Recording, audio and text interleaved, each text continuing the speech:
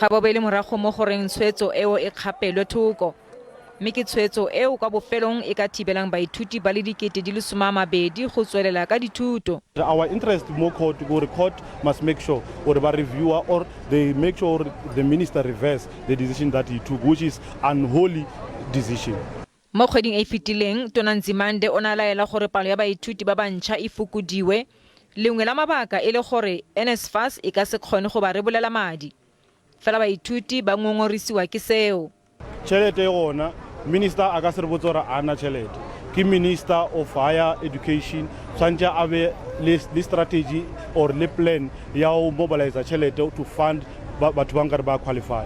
UNISA e ne e kwadisitse baithuti ba ka nna dikete di le 58 mme e fokoditse palo eo go dikete di le 37.